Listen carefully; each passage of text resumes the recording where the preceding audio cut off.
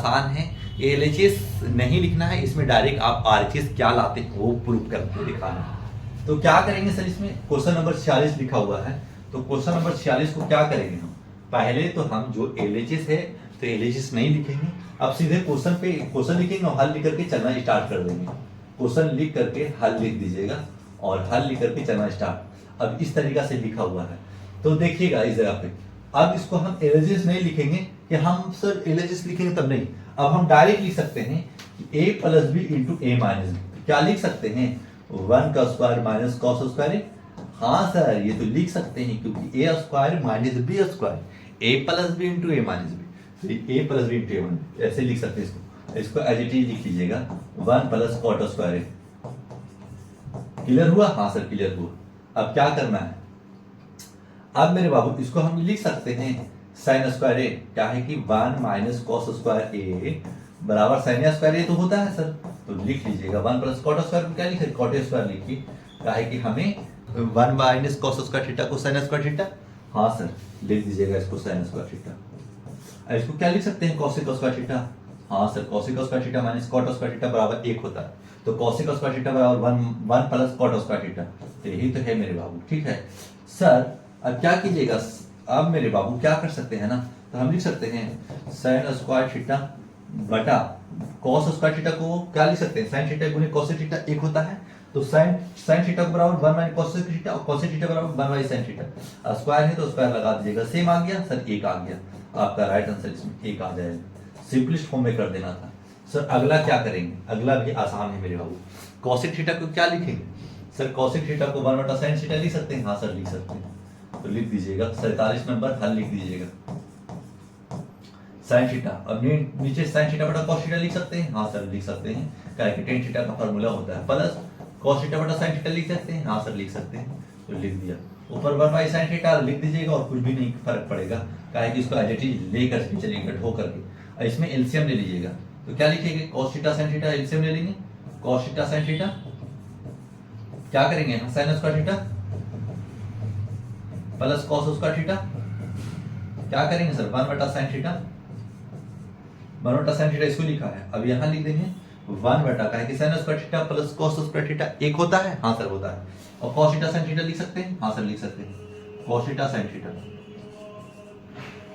अब क्या करेंगे, 1 बटा साइन थीटा, अब इसको ऊपर लेके चले जाएंगे, साइन थीटा कॉस थीटा बटा 1, साइन थीटा कट जाएगा, ओनली क्या बच जाएगा, 1 गुने cos थीटा, और इसके नीचे भी 1 छुपा हुआ है तो ओनली cos थीटा रहेगा।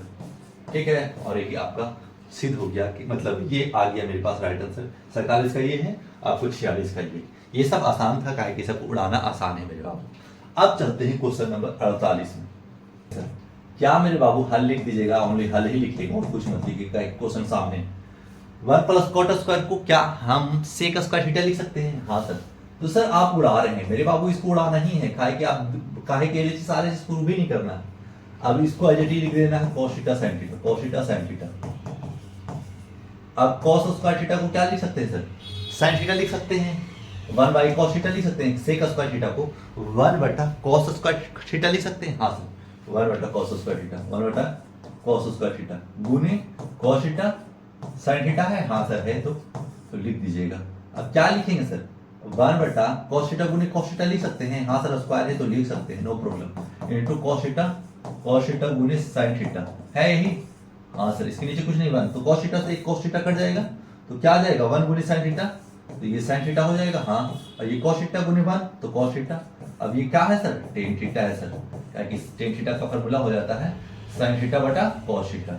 इसको तो उड़ा रहे हैं तो उड़ा देना है बस, और कुछ नहीं करना। इतना समझ में आ रहा है मेरे बाबू, काहे कि इसमें कुछ नहीं है ना, इसलिए उड़ा रहे, जो समझाने का था समझा चुके हैं। अब चलते हैं क्वेश्चन नंबर 49। अब ये है क्वेश्चन लास्ट, एलसीएम ले लेते हैं डायरेक्ट। तो हमको पता है कि cosec a माइनस 1 गुने cosec a प्लस 1 है। हाँ सर, लेकिन इस जगह पे ये ध्यान लग रहा है कि a square minus B square a plus B into a minus B है।